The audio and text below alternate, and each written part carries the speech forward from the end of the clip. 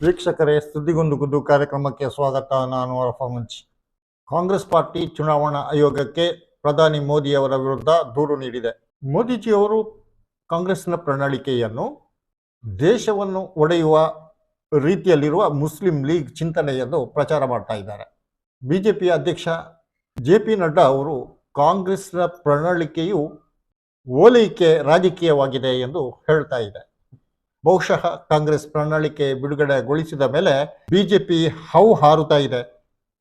ಮುಂದಕ್ಕೆ ಹೇಗೆ ಚುನಾವಣೆಯನ್ನು ಎದುರಿಸಬಹುದು ಎನ್ನುವಂಥ ಆತಂಕ ಅದರಲ್ಲಿ ತುಂಬಿದೆ. ಕಾಂಗ್ರೆಸ್ನ ವಕ್ತಾರೆ ಸುಪ್ರಿಯಾ ಶ್ರೀನಾಥ್ ಅವರು ಹೇಳುವುದು, ಬಿಜೆಪಿ ಮತ್ತು RSSನ ಆಂತರಿಕ ಸಮೀಕ್ಷೆಯಲ್ಲಿ 180ಕ್ಕೂ ಹೆಚ್ಚು ಸೀಟುಗಳನ್ನು ಬಿಜೆಪಿ ಸಲ ಪಡೆಯುವುದಿಲ್ಲ ಎಂದು ಬಂದಿದೆ. ಆದ್ದರಿಂದ ಬಿಜೆಪಿಗೆ ಕಣ್ಣು ಕಾಣದ ಸ್ಥಿತಿಯಾಗಿದೆ. ಗೆಲ್ಲುವುದಕ್ಕೆ ಏನು ಮಾಡಬೇಕು ಅಂತ ಗೊತ್ತಾಗ್ತಾ ಇಲ್ಲ. ಅದರಿಂದ ನಡ್ಡಾ, ಅಮಿತ್ ಶಾ, ಮೋದಿಜಿಯವರು ಒಳ ದಾರಿಗಳನ್ನು ಹುಡುಕಿಕೊಳ್ತಾ ಇದ್ದಾರೆ. ಅದರಿಂದ ಕಾಂಗ್ರೆಸ್ನ ಪ್ರಣಾಳಿಕೆಯನ್ನ ಮುಂದಿಟ್ಟು ಅದರಲ್ಲಿ ಮುಸ್ಲಿಂ ಲೀಗಿನ ವಿಭಜನಾ ರಾಜಕೀಯವನ್ನು ಹುಡುಕುವುದು, ನಡ್ಡಾ ಅವರು ಓಲೈಕೆ ರಾಜಕೀಯವನ್ನು ಹುಡುಕುವುದು. ನಡ್ಡಾ ಅವರ ಯಾರ ಓಲೈಕೆ? ದೇಶದಲ್ಲಿ ಆರ್ಥಿಕವಾಗಿ ಹಿಂದುಳಿದ ಮಹಿಳೆಯರಿಗೆ ವರ್ಷಕ್ಕೆ 1 ಲಕ್ಷ ರೂಪಾಯಿ ನೀಡುವುದು ಮಹಿಳೆಯರ ಓಲೈಕೆಯಾದ್ರೆ ಅದರಿಂದ ನಿಮಗೇನು ಲಾಸ್ ಇದೆ? ಯಾಕೆ ನೀವು ಕೂಡ ಚುನಾವಣಾ ಪ್ರಣಾಳಿಕೆಯಲ್ಲಿ ಇದಕ್ಕಿಂತ ಉತ್ತಮವಾದ ಯೋಜನೆಗಳನ್ನು ಮಾಡಬಾರ್ದು? ಅಥವಾ ನಿರುದ್ಯೋಗಿಗಳಿಗೆ, ಉದ್ಯೋಗಿ ಪದವೀಧರರಿಗೆ ಅಪ್ರೆಂಟಿಸ್ ಆಗಿ ವರ್ಷಕ್ಕೆ 1 ಲಕ್ಷ ರೂಪಾಯಿ ಕೊಡುತ್ತೇನೆ ಎನ್ನುವುದು ಯಾರ ಓಲೈಕೆ? ನಡ್ಡಾಜಿಯವರೇ, ನೀವು ಹೇಳಬೇಕಾಗಿದೆ. ಇನ್ನು ಚುನಾವಣಾ ಕಾಲದಲ್ಲಿ ಕೇರಳ ಸ್ಟೋರಿಯನ್ನು ನೀವು ದೂರದರ್ಶನದಲ್ಲಿ ಪ್ರದರ್ಶನ ಮಾಡಿ ಏನನ್ನ ಸಾಧಿಸ್ತಾ ಇದ್ದೀರಿ? ಲವ್ ಜಿಹಾದ್ ಅನ್ನುವಂತಹ ಒಂದು ವಾತಾವರಣವನ್ನ ಇಲ್ಲಿ ಸೃಷ್ಟಿಸಿಕೊಂಡು ಓಟನ್ನು ಧ್ರುವೀಕರಿಸಿಕೊಳ್ಳುವ ಯತ್ನ ಮಾಡ್ತಿದ್ದೀರಾ ಅಲ್ವಾ? ಇದು ನಮ್ಮ ಮಾತಲ್ಲ. ಕಾಂಗ್ರೆಸ್ ಸೀದಾ ನೇರವಾಗಿ ಹೋಗಿ ಚುನಾವಣಾ ಆಯೋಗದಲ್ಲಿ ದೂರು ನೀಡಿದೆ.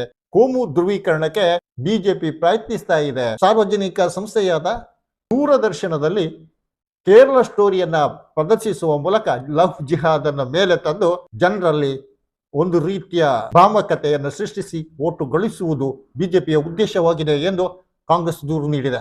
ಜೊತೆಗೆ ಚುನಾವಣೆ ವೇಳೆ ವಿಭಜನಾ ರಾಜಕೀಯವನ್ನ ಪ್ರಧಾನಿಯವರು ಮೇಲೆತ್ತಿ ದೇಶದಲ್ಲಿ ಒಡೆಯುವ, ಒಡಕು ಹುಟ್ಟಿಸುವ ಶಕ್ತಿಗಳು ಕಾಂಗ್ರೆಸ್ ಎಂದು ಬಿಂಬಿಸಿ ಆ ಮೂಲಕ ಮತ್ತೆ ಓಟನ್ನು ಧ್ರುವೀಕರಿಸುವುದಕ್ಕೆ ಈ ಬಿಜೆಪಿಯವರು ಪ್ರಯತ್ನಿಸ್ತಾ ಇದ್ದಾರೆ. ಯಾಕಂದ್ರೆ 3ನೇ ಬಾರಿ ಹೇಗೂ ಮಾಡಿ ಅಧಿಕಾರಕ್ಕೆ ಬರಬೇಕು ಎನ್ನುವ ಬೃಹತ್ ಉದ್ದೇಶ ಮೋದಿ ಮತ್ತು ಬಿಜೆಪಿ ಕೂಟದಲ್ಲಿದೆ. ಆದ್ರೆ ದುರದೃಷ್ಟವಶಾತ್ ಜನ ಅದನ್ನು ಒಪ್ತಾರ ಇಲ್ಲ ಎನ್ನುವುದೇ ಈಗ RSS ಬಿಜೆಪಿ ಸಮೀಕ್ಷೆಯಲ್ಲಿ ಹೊರಬಂದಿರುವ ಸತ್ಯ. ಹಾಗಾಗಿ ಏನಾದರೂ ಮಾಡಬೇಕು. ಅದಕ್ಕಾಗಿ ಧ್ರುವೀಕರಣದ ತಂತ್ರವನ್ನ ಮೋದಿಜಿಯವರು ಒಬ್ಬ ಪ್ರಧಾನಿಯಾಗಿ, ಎಲ್ಲಾ ಜನರ ಪ್ರಧಾನಿಯಾಗಿ ಒಂದು ಜನ ವಿಭಾಗವನ್ನ ಕೇಂದ್ರೀಕರಿಸಿ ಈ ದೇಶದಲ್ಲಿರುವ ಬಹುಸಂಖ್ಯಾತ ಜನರನ್ನ ಪ್ರಚೋದಿಸಿ ಚುನಾವಣೆ ಗಳಿಸುವ ತಂತ್ರ ಎಷ್ಟು ನೀಚವಾದ್ದು. ಇಂತಹ ಕೆಲಸಕ್ಕೆ ಬಿಜೆಪಿಯವರು ಹೋದ್ರೆ ಯಾವತ್ತೂ ಅದು ಯಶಸ್ವಿ ಆಗುವುದಿಲ್ಲ ಎನ್ನುವುದಕ್ಕೆ ಇವತ್ತು ಬಿಜೆಪಿ ಒಳಗೆ ಇಷ್ಟು ತಾಕಲಾಟಗಳು, ನೂಕಲಾಟಗಳು ಮತ್ತು ಒಳಗೊಳಗೆ ಬಂಡಾಯಗಳು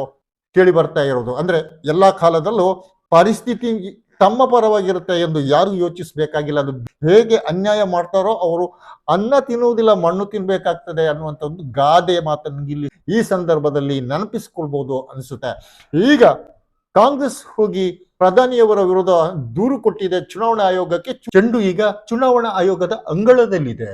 ಚುನಾವಣಾ ಆಯೋಗ ಪ್ರಧಾನಿ ವಿರುದ್ಧ ನಡ್ಡಾ ವಿರುದ್ಧ ಕ್ರಮ ಜರುಗಿಸುವ ಶಕ್ತಿಯನ್ನು ಹೊಂದಿದೆಯೇ ಎಂದು ಜನರು ಕೇಳ್ತಾ ಇದ್ದಾರೆ.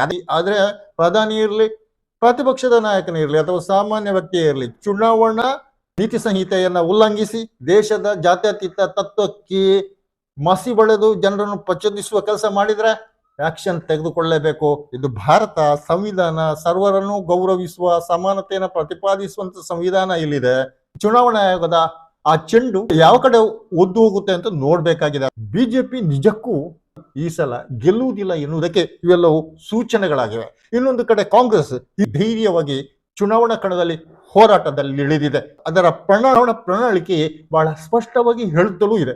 ದೇಶದಲ್ಲಿ ಮಹಿಳೆಯರನ್ನ ಗೌರವಿಸುವುದು, ಅಂದ್ರೆ ಆರ್ಥಿಕವಾಗಿ ದುರ್ಬಲ ಆಗಿರುವಂತವರಿಗೆ, ನಿರುದ್ಯೋಗಿಗಳಿಗೆ ಉದ್ಯೋಗ ಕೊಡುವುದು, ಸರ್ಕಾರಿ ಕೆಲಸವನ್ನು ಭರ್ತಿ ಮಾಡುವುದು, ಇದೆಲ್ಲ ಜನರನ್ನ ಅಭಿವೃದ್ಧಿಯೆಡೆಗೆ ಕೊಂಡೋಗುವ ಮತ್ತು ದೇಶವನ್ನು ಭದ್ರವಾಗಿ ಕಟ್ಟುವ ಕೆಲಸದಲ್ಲಿ ಅವರನ್ನ ಇನ್ನಷ್ಟು ದೃಢವಾಗಿ ತೊಡಗಿಸಿಕೊಳ್ಳುವುದಕ್ಕೆ ಇರುವಂತದ್ದು. ಹಳ್ಳಿಗಳಲ್ಲಿ ಉದ್ಯೋಗ ಕೊಡುವಂತ ಮನರೇಗಾವೇ ಇರಲಿ, ಅಂತದನ್ನ ಇನ್ನು ನಗರಗಳಲ್ಲಿಯೂ ತರುತ್ತೇವೆ ಎಂದು ಕಾಂಗ್ರೆಸ್ ಹೇಳುವುದಾದ್ರೆ ಆ ಕಾಂಗ್ರೆಸ್ನ ಪ್ರಣಾಳಿಕೆ ನಿಜವಾಗುತ್ತೆ ಎನ್ನುವುದು ಇವತ್ತು ಯಾವ ಪ್ರಜೆಗಳಿಗೂ ಸಂಶಯ ಇಲ್ಲ. ವಿಧಾನಸಭೆ ಚುನಾವಣೆ ವೇಳೆ ಕಾಂಗ್ರೆಸ್ ನೀಡಿದ ಎಲ್ಲ ಗ್ಯಾರಂಟಿಗಳನ್ನು ಸರಿಯಾಗಿ ಜಾರಿಗೆ ತಂದಿದೆ, ಸರಿಯಾಗಿ ಜನರಿಗೆ ಕೊಟ್ಟಿದೆ. ಕರ್ನಾಟಕದಲ್ಲಿ 5 ಗ್ಯಾರಂಟಿಯನ್ನು ಕೂಡ ಕಾಂಗ್ರೆಸ್ ಜನರಿಗೆ ತಲುಪಿಸ್ತಾ ಇದೆ. ಆದ್ರೂ ಕೂಡ ಮೋದಿ ಹವಾ ಇನ್ನೂ ಕೂಡ ಈ ಯೋಜನೆಯ ಲಾಭ ಪಡೆಯುವವರ ತಲೆಯಲ್ಲೂ ಇನ್ನೂ ಬಿಟ್ಟು ಹೋಗಿಲ್ಲ ಅನ್ನುವುದು ಕೆಲವು ಕಡೆ ಗೋಚರಿಸ್ತಾನೂ ಇದೆ. ಆದ್ರೆ ಪ್ರಜ್ಞಾವಂತ ನಾಗರಿಕರು ಈ ಎಲ್ಲ ಹವಾಗಳನ್ನ ಮೂಲೆ ತಳ್ಳುವಷ್ಟು ಪ್ರಬಲವಾಗಿ ಇವತ್ತು ಪ್ರತಿಪಕ್ಷಗಳ ಇಂಡಿಯಾ ಕೂಟದತ್ತ ಕೆಲಸ ಮಾಡ್ತಾ ಇದ್ದಾರೆ. ಹಿಮಾಚಲದಲ್ಲೂ ಗ್ಯಾರಂಟಿಯನ್ನು ಪಾಸ್ ಮಾಡುವುದಕ್ಕೆ, ತೆಲಂಗಾಣದಲ್ಲೂ ಗ್ಯಾರಂಟಿಯನ್ನ ಪಾಸ್ ಮಾಡುವುದಕ್ಕೆ ಹೊರಟಿದೆ. ಪೇಪರ್ನಲ್ಲಿ ಇಲ್ಲಿ ಬ್ಯಾಲೆಟ್ ಪೇಪರ್ನಲ್ಲಿ ಮತದಾನ ಆದ್ರೆ ಖಂಡಿತವಾಗಿ ಬಿಜೆಪಿಗೆ ಗೆಲ್ಲುವ ಸಾಧ್ಯತೆಗಳು ಶೂನ್ಯ, ಗೆಲ್ಲುವ ಸಾಧ್ಯತೆಗಳು ಕ್ಷೀಣ ಅನ್ನುವಂತ ಮಾತುಗಳು ಇವತ್ತು ಚಾಲ್ತಿಯಲ್ಲಿದೆ. ವೀಕ್ಷಕರೇ, ನಿಮ್ಮ ಅಭಿಪ್ರಾಯ ಏನು? ಸುದ್ದಿಗುದ್ದು ಕಾರ್ಯಕ್ರಮದಲ್ಲಿ ಈ ಹೊತ್ತಿನ ಚರ್ಚೆ ಇಷ್ಟೇ. ಇನ್ನೊಂದು ಕಾರ್ಯಕ್ರಮದೊಂದಿಗೆ ಇನ್ನೊಮ್ಮೆ ನಿಮ್ಮ ಮುಂದೆ ನಾನು ಅರಫ ಮುಂಚಿ. ಜೈ ಭಾರತ್.